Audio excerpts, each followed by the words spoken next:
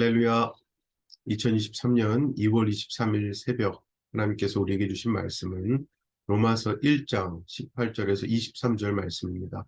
제가 봉독하겠습니다. 하나님의 진노가 불의한 행동으로 진리를 가로막는 사람의 온갖 불경건함과 불의함을 겨냥하여 하늘로부터 나타납니다. 하나님을 알만한 일이 사람에게 환히 드러나 있습니다. 하나님께서 그것을 환히 드러내 주셨습니다. 이 세상 창조 때로부터 하나님의 보이지 않는 속성, 곧 그분의 영원하신 능력과 신성은 사람이 그 지으신 만물을 보고서 깨닫게 되어 있습니다.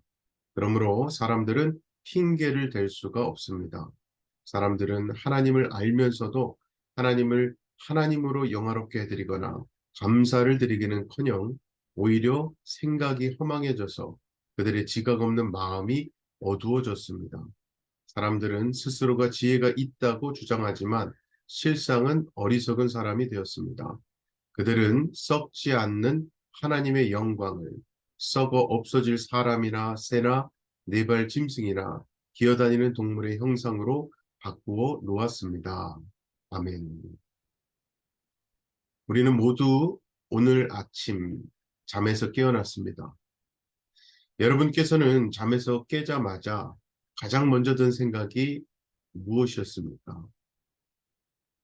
새로운 하루를 시작할 수 있어서 감사하다는 생각이 드셨다면 아주 복받은 분이시고요.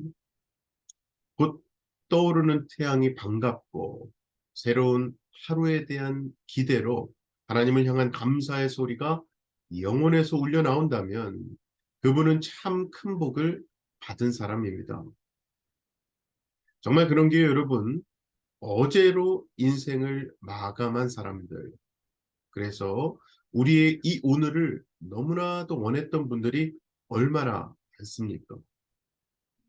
그런데 하나님은 우리에게 오늘 이 하루를 선물로 주신 겁니다. 그뿐이겠습니까? 봄, 여름, 가을, 겨울 사계절에 맞게 만물이 각양각색의 모습으로 옷을 갈아입지요. 단 하루도 똑같은 풍경이 없는, 그래서 매일매일이 참 특별한 풍경 속에 우리가 있다는 것을 감사하며 하루를 시작한다는 것이 얼마나 고마운 일입니까? 그렇다면 이 많은 감사의 내용들을 만드신 분이 누구십니까? 나로 하여금 감사하게 만드신 분이 누구일까요? 네, 바로 우리 아버지 하나님이시죠. 그분은 이 세상의 창조주이시며 예수님을 우리에게 보내주신 구원자이십니다. 그래서 우리가 삶의 곳곳에서 그 하나님을 인정할 수 있다면 그것이야말로 우리에게 참 큰 복일 겁니다. 그럼에도 불구하고 이 세상 현실은 하나님이 없다고 합니다. 하나님을 믿는다는 신자들조차도 어떤 분들은요, 하나님이 없다고 생각하며 사는 세상 사람들과 별반 다를 바 없는 삶을 살지요.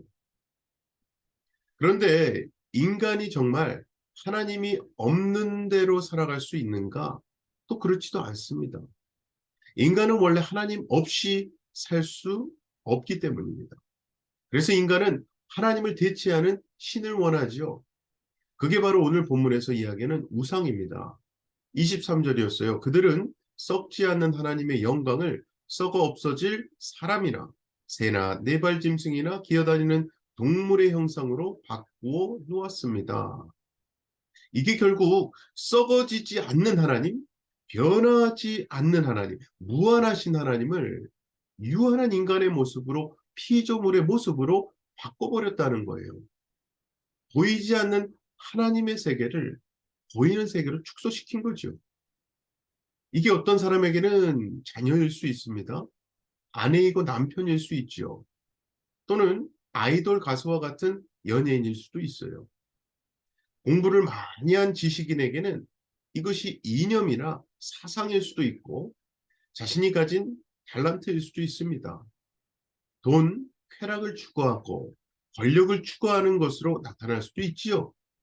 이러한 모든 것들은요, 하나님이 주신 영혼을 사모하는 마음을 하나님이 아닌 것에서 찾으려는 인간의 속성입니다. 그럼 도대체 인간은 왜 우상을 섬기는 걸까요? 21절 말씀대로 생각이 허망해지고 마음이 어두워지다 보니까 하나님을 알면서도 하나님을 거절하는 거예요. 한마디로 자신이 피조물인 것을 인정하지 않으려는 거죠. 나를 만드시고 세상을 만드신 창조주를 인정하지 않는 거죠. 이게 바로 21절에서 말씀하는 하나님을 영화롭지 않게 하는 모습입니다. 자, 그럼 하나님을 영화롭게 한다는 것은 무슨 뜻인가? 한마디로 하나님을 하나님으로 믿고 인정하고요. 나는 인간일 뿐입니다. 고백하는 것이죠. 이것이야말로 하나님을 영화롭게 하는 우리의 고백입니다. 더 쉬운 말로 하자면 하나님을 기쁘게 하는 것이 하나님을 영화롭게 하는 것인데요. 자, 그렇다면 하나님을 기쁘게 해드리는 것, 하나님이 제일 기뻐하시는 것은 무엇일까요? 피조물인 인간이 하나님을 하나님으로 인정하면서 하나님께 예배해드리는 것이죠. 바로 그게 하나님이 예배하시는 자를 찾으시는 이유죠. 그래서 사도 바울은 하나님께 예배드리는 것이 믿음이라고 하고요. 하나님 아닌 것을 경배하는 것을 우상 숭배라고 하는 겁니다. 자, 어쨌든 예배하는 사람이 믿음의 사람이라면 아까 처음에 말씀드렸듯이 진정 믿음의 사람이라면 그래서 감사하게 되어 있습니다. 하나님께 감사하는 사람이야말로 하나님께 영광을 돌리는 사람이거든요. 그런데 인간들은 하나님이 주신 선물에는 관심을 가지면서도 그 선물을 주신 하나님은 자꾸만 있습니다. 여러분, 우리의 신앙이 흔들릴 때가 보통 언제이든가요? 하나님이 주신 선물에만 관심을 두고 하나님을 놓칠 때, 그래서 감사가 사라지고 불평과 불만이 우리 속에 자꾸만 쌓일 때 아니었습니까? 그래서 신자이든 비신자이든 모든 인간에게 주신 하나님의 말씀이 20절이죠. 이 세상 창조 때부터 하나님의 보이지 않는 속성, 곧 그분의 영원하신 능력과 신성은 사람이 그 지으신 만물을 보고서 깨닫게 되어 있습니다. 그러므로 사람들은 핑계를 댈 수가 없습니다. 아멘. 정말 하나님은요, 모든 만물에 당신의 흔적을 담아 놓으셨습니다. 창세로부터 모든 시간과 역사 속에서 하나님 당신께서 살아 계심을 보여주셨죠. 즉 하늘과 땅, 산과 들, 강과 바다를 비롯한 우리 삶의 모든 곳에서 또 우리가 보고 있는 모든 곳 속에서 하나님의 창조를 보여주신 거예요. 그러므로 그 어떤 인간도 나는 하나님 모른다, 하나님 보이지 않는다, 핑계댈 수가 없다는 겁니다. 우리에게 가장 확실한 모범을 보여주신 분이죠. 우리 예수님은 이 땅에 육신의 몸으로 오셨을 때에 이 세상 어떻게 받아들이셨을까요? 예수님이 산상수훈에서 말씀하시기를 공중을 나는 새를 보라. 저들의 핀 백합화를 보라. 하나님께서 친히 기르시고 하나님께 친히 입히시느니라. 너희는 저 새보다 저 백합화보다 훨씬 귀한 존재 아니냐. 그런데 왜 낙심하면서 사느니? 왜 믿음 없이 사느냐? 왜 슬픔으로 사느냐? 하나님 아버지를 믿고 네 가슴을 펴라 가르쳐 주셨죠.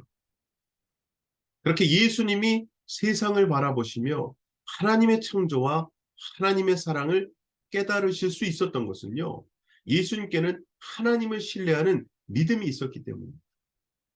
그래서 히브리서 11장 3절에서 말씀하기를 믿음으로 우리는 세상이 하나님의 말씀으로 지어졌다는 것을 깨닫습니다. 보이는 것은 나타나 있는 것에서 된 것이 아닙니다. 라고 하죠. 이게 한마디로 보이는 것이 보이는 것을 만들 수 없다는 말입니다. 정말 여러분, 이 세상의 모든 보이는 것은요, 보이지 않는 분이 창조주로서 만드신 겁니다. 이것을 받아들일 수 있는 눈이 바로 믿음의 눈이지요. 사랑하는 우리 성도 여러분, 그래서 우리는요, 예수님을 믿으며 생각을 바꿔야 합니다. 진정한 믿음은요, 생각을 멈추거나 무시하는 것이 결코 아닙니다. 믿음은 오히려 이 생각을 더 깊고 더 넓고 더 높게 만듭니다. 이것이 믿음의 힘이죠. 원래 우리의 이 지식에는 지식적인 알미 있고요. 직관적인 알미 있습니다. 그런데 하나님을 아는 지식은 인격적인 알미거든요. 이것은 경험을 통해 풍성해지는 알미입니다. 그래서 하나님과의 인격적인 관계는 지적인 알미죠. 이성적인 판단을 포함하지만 늘 그것을 넘어서고요. 직관적인 감수성을 포함을 하지만 그것을 넘어서는 거예요. 하나님의 사랑을 경험하면서 알미 넓어지는 것이 하나님과 우리가 갖는 인격적인 만남이거든요. 예를 들어서 젊은 청년이 누군가를 사귀입니다. 여러 번 데이트를 하다가 어느 날 프로포즈를 하고 부부가 됩니다. 처음 그들이 사귈 때 가장 먼저 알게 되는 것은요. 상대방에 대한 기본적인 정보입니다. 나이가 몇이고 직업이 무엇이고 어떠한 가정에서 자랐고 등등 말이죠. 그러한 지식에 의해서 더 만날까 만나지 말까를 생각하다가 데이트를 시작하는 거예요. 그러다가 점차 상대방을 신뢰하게 되고 이 사람과 내 인생을 함께 갈 수 있겠구나라고 느끼게 되죠. 그러나 그것으로 끝이 아닙니다. 믿는다는 것만으로 관계가 성숙되는 것은 아니기 때문이죠. 자, 사랑하는 사람이 서로를 신뢰하면 어떻게 됩니까? 결혼하자고 함께 살자고 말하게 되고요. 그것이 가정을 꾸리게 만듭니다. 같은 집에 살게 되죠. 같은 방에서 같은 침대를 쓰며 몸으로 마음으로 모든 것을 같이 하면서 사랑하게 될 때에 그것이 서로를 진정으로 아는 것이 됩니다. 우리가 하나님을 아는 것도 마찬가지죠. 하나님을 신뢰합니다. 그분의 말씀을 들어요. 그리고 마침내 나는 그분을 사랑하고 그분은 나를 사랑하는 것이 나의 삶 속에서 함께할 때 비로소 내 영혼에 기쁨과 감사가 생기고 삶을 역동적으로 변화시킬 수 있는 능력을 갖게 되는 거죠. 그렇게 해서 하나님을 영화롭게 하는 감사의 삶을 살아가는 거예요. 그러고 보면 신앙이라는 것은요, 삶의 해석학인 것 같습니다.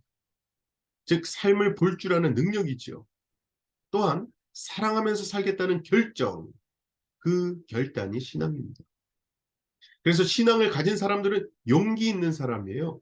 용기 없이는 예수님 믿을 수가 없잖아요. 왜냐하면 예수님 믿고 그분을 통해서 나와 하나님과의 사랑 이야기를 만들어 나가는 것이 우리의 신앙 내용이기 때문입니다. 그래서 우리는요, 결단해야 합니다. 신뢰하면서 살 것인지, 의심하면서 살 것인지, 사랑하며 살 것인지, 아니면 무관심 속에서 내팽개지고 살 것인지 결정해요. 자, 마지막으로 오늘 본문 21절 앞부분을 보겠습니다. 사람들은 하나님을 알면서도 하나님을 하나님으로 영화롭게 해드리거나 감사를 드리기는커녕이라고 했죠. 여러분, 우리는요, 이것을 거꾸로 하면 됩니다. 하나님을 알되 하나님을 영화롭게 하고 하나님께 감사하며 사는 거예요. 그것이 믿음의 사람, 하나님을 온전히 깨달은 사람의 모습이기 때문입니다. 그리고 그 감사는 결국 하나님을 하나님 되게 하는 것, 하나님을 기쁘게 해드리는 것이죠. 그것이 바로 우리가 해야 할 감사입니다. 그러한 감사가 내 영혼에, 내 삶 가운데 있는가? 저는요, 저와 여러분 모두가 하나님을 알 뿐만 아니라 하나님을 진심으로 사랑하게 되기를 바랍니다. 그것은 오직 믿음의 눈으로 우리에게 주어진 것들을 보고요.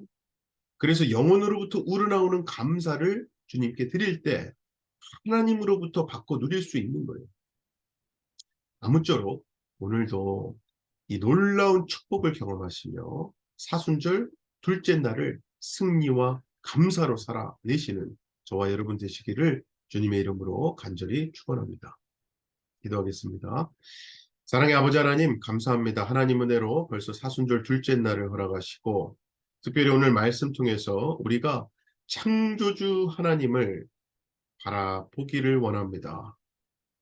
하나님께 진정으로 사랑하고 감사하는 우리의 마음을 표현하기를 원합니다. 오늘 특별히 예수님의 십자가의 여정을 기억하고 함께 걸어가 보는 이 사순절 둘째 날 하나님 말씀 붙들고 기도하고 이 하루 시작하며 오늘도 곳곳에서 보이는 창조주 하나님, 내 삶을 주관하고 계신 하나님을 바라볼 수 있는 믿음을 허락하여 주시옵소서. 그리하여 오늘도 하나님 은혜 가운데 승리하게 하시고 하나님께 진정한 감사가 흘러 울려 나오는 우리의 입술과 심령이 되게 하시옵소서. 우리 주 예수 그리스도의 이름으로 기도하옵나이다. 아멘. 하늘에 계신 우리 아버지여 이름이 거룩히 여김을 받으시오며 나라의 임하옵시며 뜻이 하늘에서 이룬 것 같이 땅에서도 이루어지이다. 오늘날 우리에게 일용할 양식을 주옵시고 우리가 우리에게 죄 지은 자를 사하여 준 것 같이 우리의 죄를 사하여 주옵시고 우리를 시험에 들게 하지 마옵시고 다만 악에서 구하옵소서. 나라와 권세와 영광이 아버지께 영원히 있사옵나이다. 아멘.